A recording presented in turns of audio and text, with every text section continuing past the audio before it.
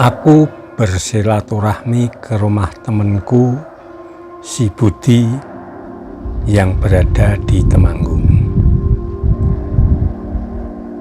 Sudah lama aku ingin bersilaturahmi ke rumah temanku ini, baru kali ini bisa mendatanginya. Itu pun aku sempatkan dengan berangkat sore tadi sampai di sini dan sudah ngobrol ngalor ngidul dan saat ini sudah malam. Dan aku harus mengundiri untuk pulang lagi ke Semarang. Temanku si Budi mendapat kabar dari tetangga sebelah bahwa tadi ada kecelakaan di seputar Jambu, sehingga perjalanan dari Secang ke arah Semarang terhambat, macet total, tidak bisa lewat, sehingga tentu saja akan menjadi kemacetan yang sangat lama, di mana panjang sekali dan tidak bisa dilewati.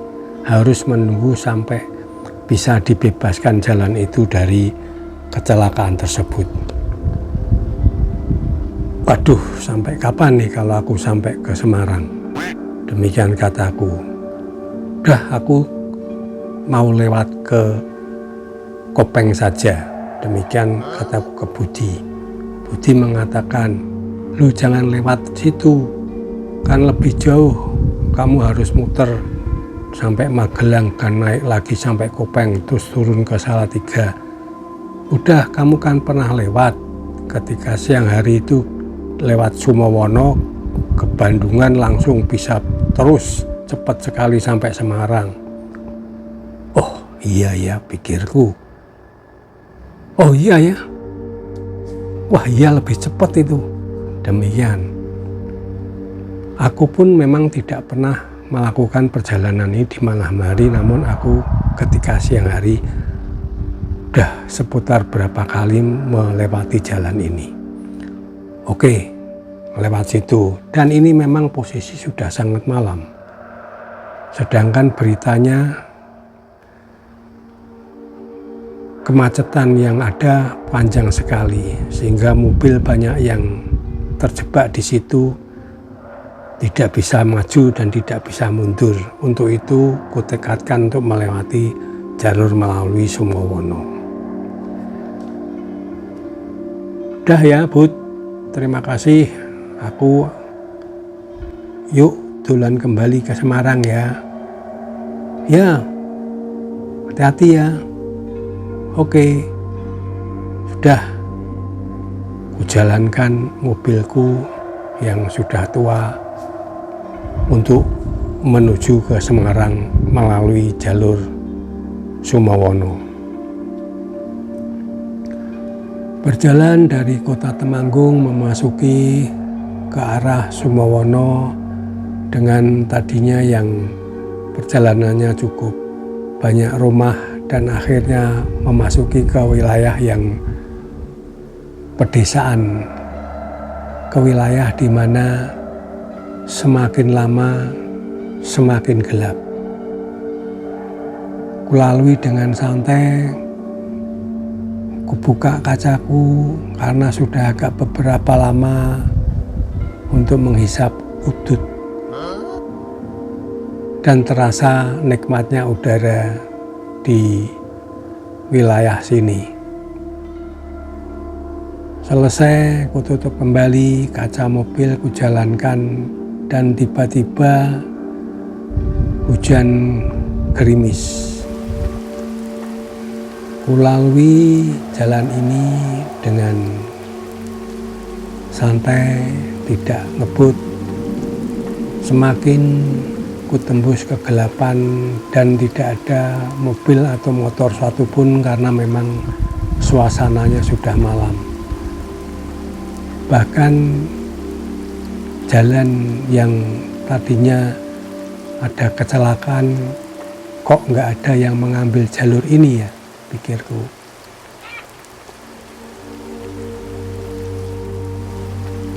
Malam semakin sepi, jalan semakin gelap, dan sepertinya jalan ini adalah jalan yang naik turun dan berkelok ke kiri dan ke kanan. Makin lama makin gelap, walaupun yang terlihat adalah di depannya terlihat sekali lampu dari mobilku. Sedangkan ketika melihat ke kiri kanan gelap gulita. Ku jalani jalan menanjak ini, ku lalui dan akhirnya ku lalui turunan dan berbelok. Di sini aku memang tidak begitu hafal kelak-keloknya jalan, untuk itu aku harus berhati-hati. Tiba-tiba ketika berbelok ke kiri, seputar depan beberapa meter terlihat warna putih. Pocong. Ada pocong menghadangku di depan. Aku berhenti. Seperti pesan dari orang tuaku bahwa aku tidak boleh takut dengan hal-hal seperti ini. Harus kamu terjang. Namun aku ingat pesan dari bapakku. Kamu harus tahu wilayah itu. Lekak-lekuknya jalan, lika-likunya jalan, sedangkan aku di sini tidak hafal. Untuk itu tidak berani aku menerjang dari si pocong ini. Ku tunggu sampai beberapa saat.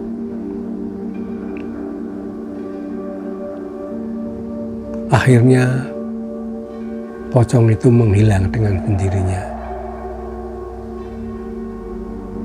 Ku laju lagi mobilku. Waduh, ternyata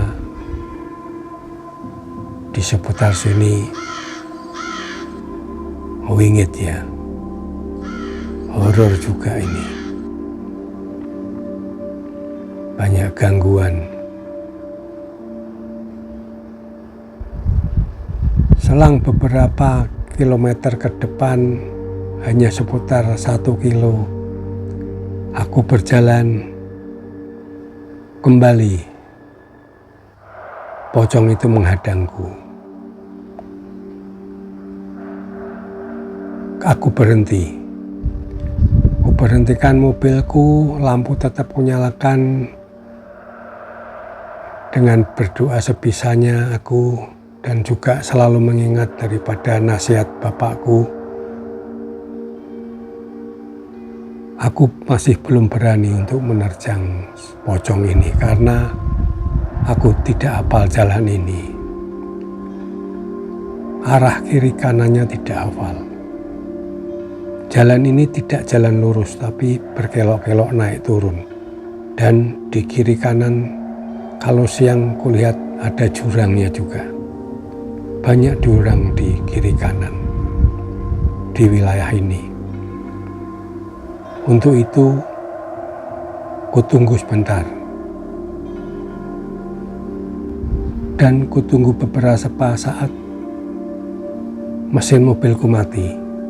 Dek. Waduh, gila. Aku tahu mobil ini tidak rusak.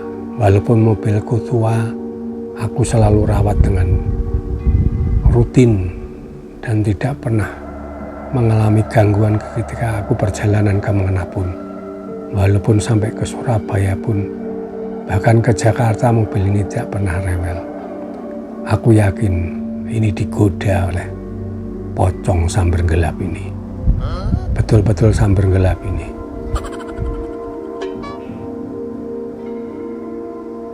Aku nggak beranjak dari tempat dudukku. Aku diam. Ku tunggu saja. Dalam kegelapan, kalau sudah tidak bisa aku starter lagi. Dalam suasana malam, tentunya setelah terasa gelap, beradaptasi dengan lingkungan terlihat di depan. Bahwa pocong itu masih ada di depan. Oke, pikirku, tak tunggu kamu. Aku pun juga sudah merinding dan namun aku selalu mengingat dari apa kata bapakku untuk tidak gentar menghadapi seperti ini. Namun aku tidak berani menerjang karena memang wilayah ini aku tidak begitu hafal. Aku tunggu sebentar, akhirnya pocong itu menghilang. Waduh, guyon ini.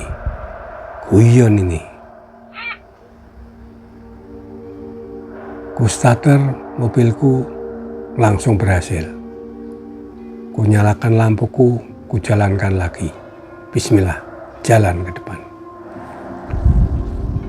Berjalan kira-kira berapa meter ke depan dengan lika-liku jalan dan juga semakin deras hujannya menjadikan suasana ini begitu merinding karena aku sendirian, tidak ada teman, dan ini adalah di mana melewati jalur ini kalau di siang hari sepertinya panjang.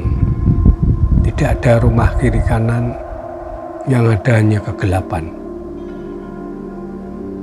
Tiba-tiba kulihat di spionku antara sayup-sayup terlihat karena seperti ada sinar. Wah, gila. Pocong itu duduk di bangku belakang. Wah, diteror ini aku. Oke, tetap ku kendalikan. Ku ambil napas panjang, ku keluarkan terus sehingga aku terkendali dengan perasaanku untuk menghilangkan rasa gentar dan takut. Ku jalankan mobil ini, biar dia duduk. Mungkin kepingin ikut jalan-jalan, pikirku. Sebentar sudah sampai beberapa meter ke depan, ku lihat spion lagi, dia pindah di bangku tengah. Aduh, ini aku sudah begitu grogi dan semakin tidak karuan. Walaupun bagaimanapun memang mengendalikan perasaan ini tidak bisa setenang tadi ketika tidak ada, karena pocong ini ada di belakang. Sambar gelap. Benar-benar pocong ini ngajak guyon. Dia ngajak guyon sepertinya memang. Guyon, gojek, canda. Namun namanya canda dengan pocong ya tetap medeni, tetap merinding. Seputar 500 meter ke depan dengan liku-lakunya jalan, ketika jalan turunan tiba-tiba ku tengok ke kiri,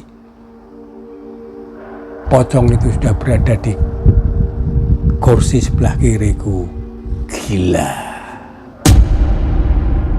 Ku hentikan mobil ini. Dep. Aku diam.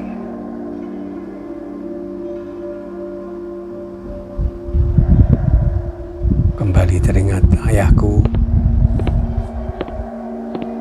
ketika menghadapi hal seperti ini.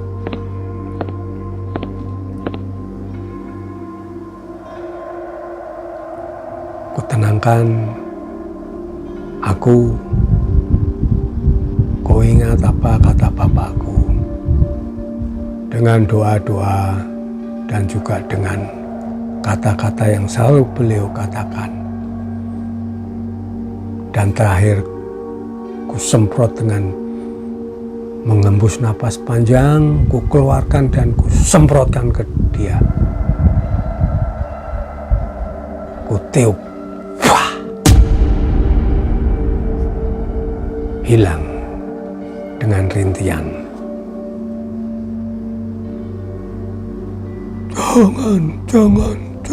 Jangan. Satu kata yang kukatakan, kalau gak mau ku lebur, pergi. Akhirnya dia menghilang.